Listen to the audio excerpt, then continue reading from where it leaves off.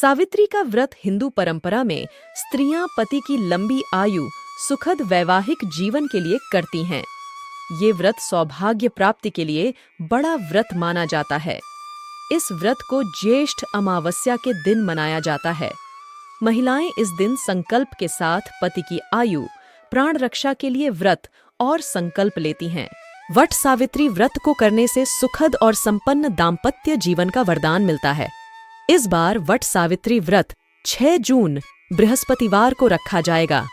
वट सावित्री व्रत के साथ सत्यवान सावित्री की कथा जुड़ी हुई है।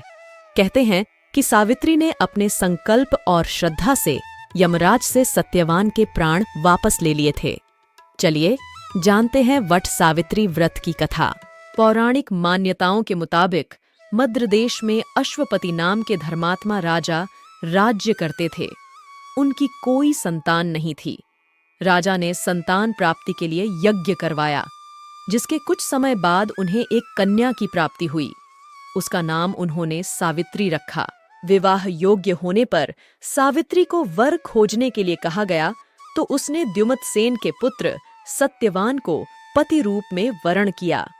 यह बात जब नारद जी को मालूम हुई तो वे राजा अश्वपति से बोले कि सत्यवान अल्पायु हैं, 1 वर्ष बाद ही उनकी मृत्यु हो जाएगी।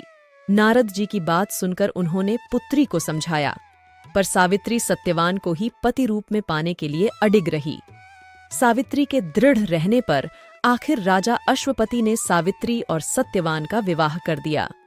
सावित्री सास ससुर और पति की सेवा में लगी रही। नारद जी ने मृत्यु का जो दिन बताया था, उस दिन सावित्री भी सत्यवान के साथ वन को चली गई। वन में सत्यवान ज्यों ही पेड़ पर चढ़ने लगा, उसके सिर में असहनीय पीड़ा होने लगी। वह सावित्री की गोद में अपना सिर रखकर लेट गया। थोड़ी देर बाद सावित्री ने देखा कि अनेक दूतों के साथ हाथ में पाश लिए यमराज खड़े हैं। यमराज सत्यवान के अंगु प्रमाण जीव को लेकर दक्षिण दिशा की ओर चल दिए। सावित्री को आते देख यमराज ने कहा, हे पतिप्रायणे, जहां तक मनुष्य साथ दे सकता है, तुमने अपने पति का साथ दे दिया। अब तुम लौट जाओ। सावित्री ने कहा, जहां तक मेरे पति जाएंगे वहां तक मुझे जाना चाहिए। यही सनातन सत्य है। यमराज ने सावित्री की धर्मपरायण वाणी सुनकर वर मांगने को कहा। सावित्री ने कहा, मेरे सास ससुर अंधे हैं, उन्हें नेत्र ज्योति दें। यमराज ने तथास्तु कहकर उसे लौट जाने को कहा, किंतु सावित्री उसी प्रकार यम के पीछे चलती रही। यमराज ने उससे पुण्य वर मांगने को कहा। सावित्री ने वर मांगा, मेरे ससुर का खोया हुआ राज्य उन्हें वापस मिल जाए। यमराज ने तथास्तु कहकर उसे लौट जाने को कहा, परंतु सावित्री अडिग रही। सावित्री की पति भक्ति व निष्ठा देखकर यमराज पिघल गए। उन्होंने एक और वर मांगने के लिए कहा।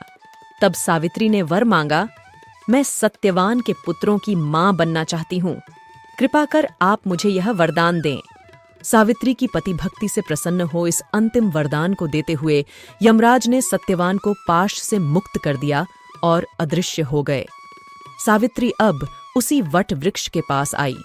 वट वृक्ष के नीचे पड़े सत्यवान के मृत शरीर में जीव का संचार हुआ और वह उठकर बैठ गया। सत्यवान के माता पिता की आंखें ठीक हो गईं और खोया हुआ राज्य वापस मिल गया।